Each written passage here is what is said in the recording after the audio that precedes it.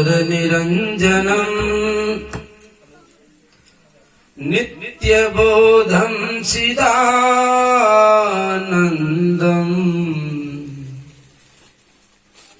गुरुं मे नमाम्यहम्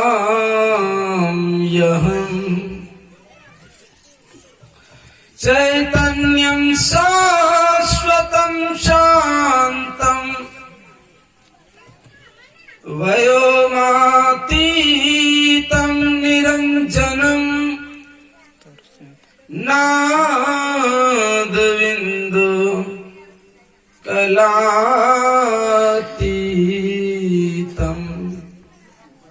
तस्मै श्री गुरवे नमः। तस्मै श्री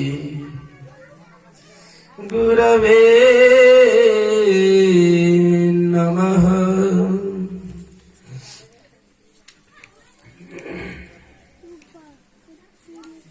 संतों महापुरुषों के परम पावन पावन चरणों में कोटि कोटि नमन।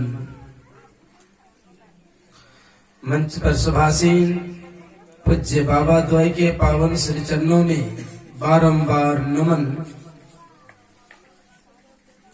उपस्थित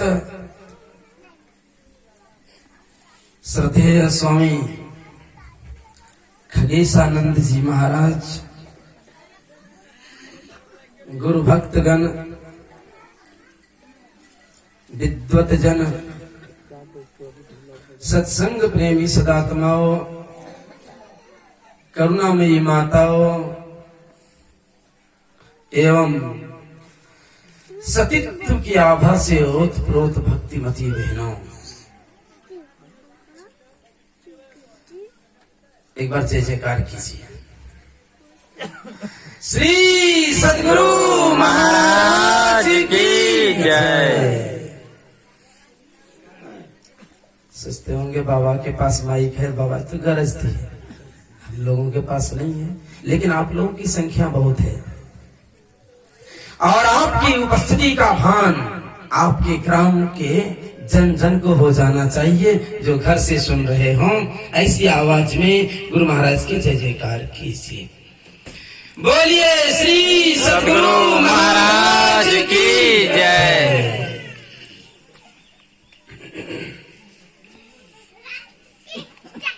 सज्जनों,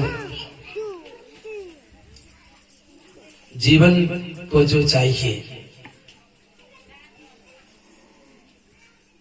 उसकी पूर्ति के हेतु अन्य बहुत तरह के प्रयत्न किए जाते हैं। प्रयासों की कमी नहीं है जीवन में, अनंत प्रयास हो रहे हैं, लेकिन जब भीतरी आवाज हम सुनते हैं तो उस आवाज में तृप्ति का आभास कभी नहीं होता। उस आवाज में अतृप्ति का आभास हर क्षण होता है कि भीतर से हम संतुष्ट नहीं हैं। आदि भौतिक पदार्थों की प्रचुरता के बाद भी सांसारिक सुखों की इतनी बड़ी उपलब्धि हो गई कि जो चाहिए, जब चाहिए, जहां चाहिए, जैसा चाहिए उपलब्ध है, फिर भी हम भीतर से असंतुष्ट हैं। और इसीलिए अनंत की कामना हमारे हृदय से अहर्निश उठती है। स्वप्न में भी सुख पाने की आकांक्षा, जागने की तो बात छोड़िए, जगे हुए में तो सब सुख के लिए प्रयास करते ही हैं। आखिर जो चाहिए हमें उसकी उपलब्धि कैसे होगी और कहां जाकर होगी? क्योंकि आदि भौतिक पदार्थों न वित्तेंतर्पणियो मनुष्य, वित्त से, वित्त मतलब होता है धन, संपत्ति, वैभव। वित्त मंत्री मतलब धन का मंत्री है वो। तो वित्त से संतृप्ति कभी नहीं हो सकती, क्योंकि संत वचन है, जौ 10 20 50 भये सत होई हजार तो लाख मंगेगी। और लाख में हो गए, अब हो गया प्रयास सोने ना, कोटि करोड़ हो जाए, अरब खरब असंख्य गिनती से बाहर हो जाए, फिर भी संतुष्टि है क्या? नहीं।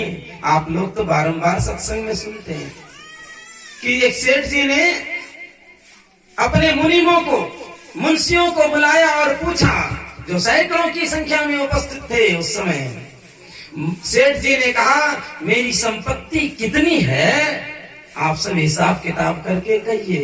1 महीना लगा हिसाब करने में, और 1 महीने के बाद सभी मुंशी एक ही आवाज में उन्हें जो जवाब दिया था वह यह था कि आपको इतनी संपत्ति है, आपको इतना धन है कि 7 पीढ़ी तक, आपके आने वाली 7 पीढ़ी तक बैठ के खाएगी। मतलब आपके कुल में 7 पीढ़ी जो जन्म लेने वाली पीढ़ी है, जो आने वाले हैं, सभी बैठ के खाएंगे, फिर भी धन कम नहीं होगा, 7 पीढ़ी चलेगी आपकी संपत्ति।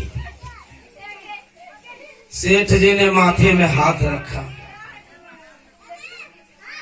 अरे इस पीढ़ी के बाद अगली पीढ़ी क्या खाएगी? कहाँ है हम आप? न वित्तेन तर्पणयो मनुष्य, वित्त से संतृप्त हम कभी नहीं हो सकते। वह भूख तो हमारे अंदर में होती है, हम प्रयास बाहर में किया करते हैं। तो कहां जाकर यह भूख मिटेगी? असंख्य गिनती से बाहर हो गई संपत्ति, फिर भी संतुष्टि नहीं। धरापति होने की चाह जगेगी, संपूर्ण वसुंधरा पर, पृथ्वी पर हमारा आधिपत्य हो। अब इसके लिए हम प्रयास करने में पीछे नहीं रहते हैं। हमारे देश में ईस्ट इंडिया कंपनी आई थी और पहला पावदान उसका था कलकत्ता, और आप जानते हैं हमारा देश गुलाम हो गया उसके आगोश में आकर। क्या वह संतुष्ट हो पाया? नहीं। अनेक तरह के प्रयास किए और उत्पीड़न दिए, बहुत दुख दिए, कष्ट दिए लोगों को। क्या संतुष्ट हो गए? नहीं। यहाँ कहा जाता है संपूर्ण पृथ्वी पर किसी का अगर आधिपत्य हो, इकट्ठा कर जहां के जर, बने मुल्कों के माली थे सिकंदर, जब चला दुनिया से तो दोनों हाथ खाली थे। क्या प्रभुत्व हमें, क्या धन हमें संतुष्ट कर सकता है? नहीं। अरे पृथ्वी पर भी मात्र एक ही आदमी का शासन था, ऐसा भी इस भारत की भूमि में जन्म लिया। भारत की पवित्र माटी में ऐसे ऐसे लोग आए कि धरती की बात क्या, पूछा कि इससे बड़ा भी कहीं सुख है? का स्वर्ग में का वो कुर्सी कैसे मिलती है? तो उपाय बता दिया कि इंद्र की कुर्सी कैसे मिलती है। और ऐसा पुरुषार्थ और प्रयास किया, इतना यज्ञ किया, इतने पुण्य की उपलब्धि कर ली कि 100 शरीर चला गया स्वर्ग, और वहां पर ऐसा इनका पुण्य का प्रभाव था कि कुर्सी खाली करनी पड़ी और इंद्र के कुर्सी पर जाकर बैठ गया, लेकिन भीतर से था असंतुष्ट, भीतर से तृप्त नहीं था, आत्मा से कंगाल था। और बाह्य प्रभुत्व होने से क्या होगा? वहां भी ऐसी कामना उठी, ऐसे सुख की कामना उठी, जिसकी तृप्ति के हेतु वहां जैसे प्रयास किया कि ऐसा श्राप मिला उन्हें कि सीधे आकर अजगर बन गया, मनुष्य शरीर से गिर गया। नीच योनि मिली, मतलब ऊंचाई से चढ़कर सप्तमारूढ़ बहुत ऊंचाई पर चढ़ गया, लेकिन ऐसा गिरा नीचे कि लगा नामो निशान, मिट गया, भूगर्भ में समा गया। ये उपलब्धियां हमें संतुष्ट कभी नहीं कर सकती। इसीलिए कहा पृथ्वी पाताल हो राज्य, पृथ्वी और पाताल में भी किसी का राज्य हो गया। संतुष्ट नहीं हो सकते, का तृष्णा अधिकाधिक आग लगेगी। ये तृष्णा की आग और लगती जाएगी। इसलिए जो काम करना है हमें जल्द कर लें, इस भरोसे ना रहें कि करेंगे। अभी सत्संग में कई जगह सुन लिए, रामायण चर्चा में सुन लिए, कहीं बड़े बुजुर्ग से सुन लिए कि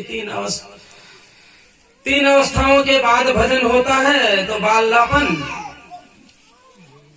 जवानी, अब वृद्धापन, तो फिर कब करेंगे भजन? श्रीमदादि भगवान शंकराचार्य ने कहा बालस्तावत क्रीड़ा सकता तरुणिस्तावत तरुणी रखता अवृद्धस्तावत चिंता मग्नम परिब्रह्मानि कोपि लग्नम। महर्षि साई स्वामी जी महाराज ने इसको इस तरह से गाया, बालापन के लिए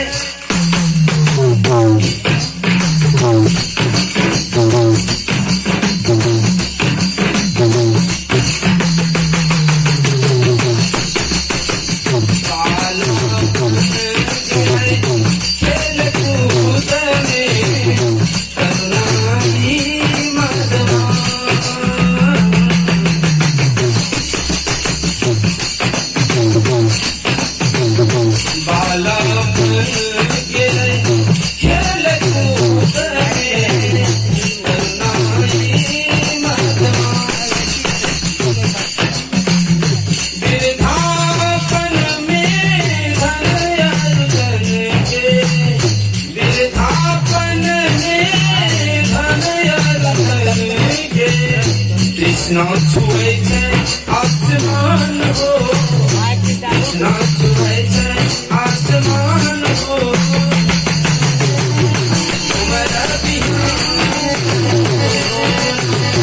अब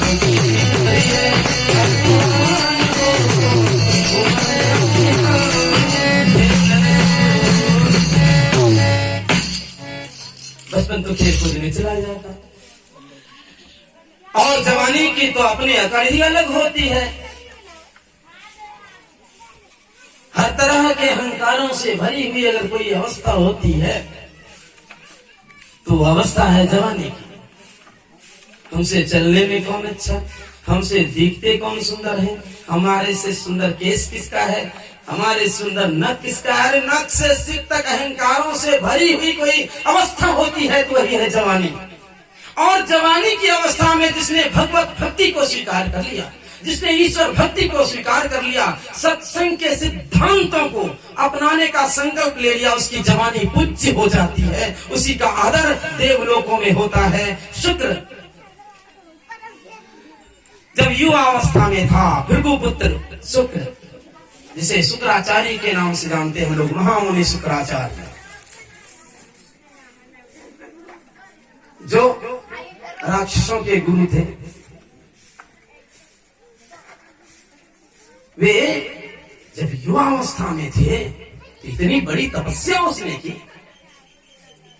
ऐसे सच्चरित्र का पालन किया, ऐसी साधना उनके द्वारा हुई कि शरीर चला गया देवलोक, और उसको देखा जैसे आते हुए इंद्र अपने सिंहासन से उठ खड़े हुए, जल पात्र लिया, भागा भागा उनके चरणों में गया, प्रणिपातोपरांत उनके चरणों को छूने के बाद उनका पद प्रक्षालन कर अपने पुण्य को बढ़ाया। कैसा जीवन होता है।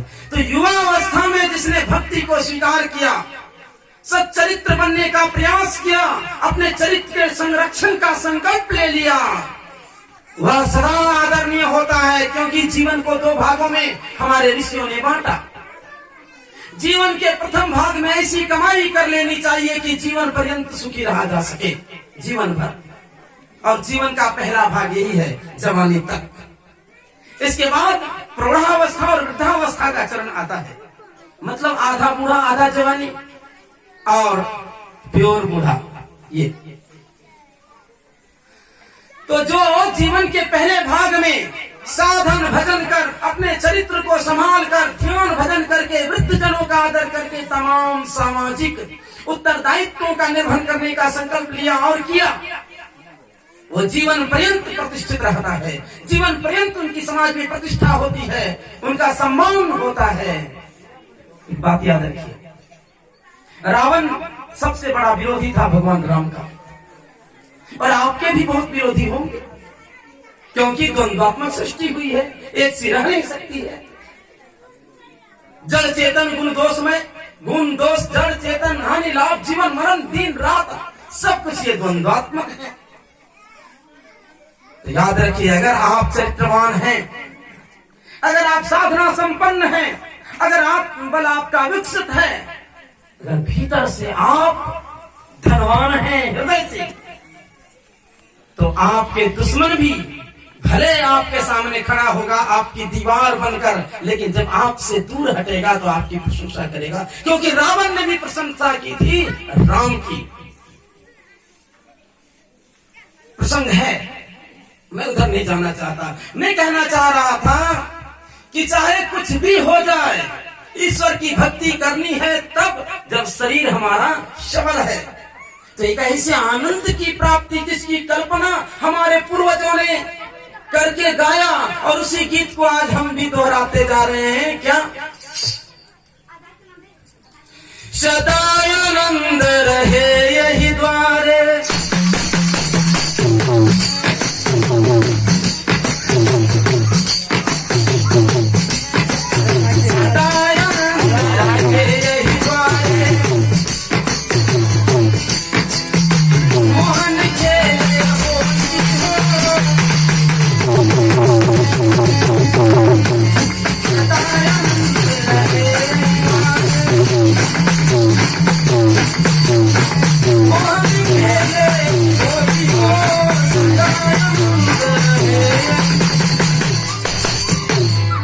मतलब गाते तो हैं, कामना भी है सदा हमारे जीवन में आनंद हो, आनंद हमारे जीवन से कभी दूर ना हो। कब होगा? जब इस भजन को पूरा पूरा सुन लेंगे और समझ लेंगे तब। इस पंक्ति को सिर्फ समझ लीजिए कि जब आपके साथ मोहन होली खेलेंगे, मतलब परमात्मा जब होली खेलेंगे, उसका जब रंग पड़ेगा आप पर, कहा कि धोबिया धोवे चाहे सारी उमरिया, श्याम पिया मेरी रंग दे चुनरिया।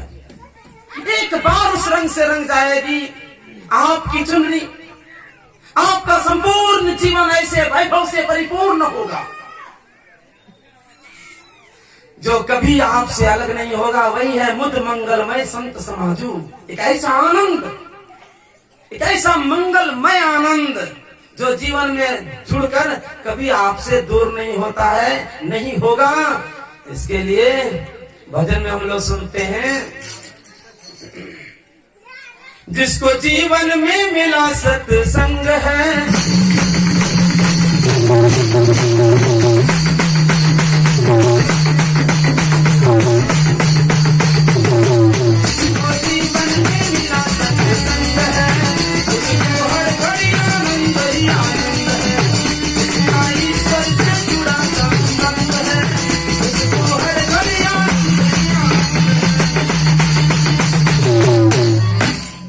तो ईश्वर से संबंध होगा तब जब आप सत्संग रस में गोता लगाएंगे। और जैसा पूज्यपाद का आदेश था 20 मिनट बोलने का, मेरा समय 19 मिनट होता है। इन्हीं चंद शब्दों के साथ आप सबों के चरणों में नमन करते हुए मैं आपका उत्तमानंद महर्षि में धाम बनियारपुर, बोलिए श्री सद्गुरु महाराज की जय।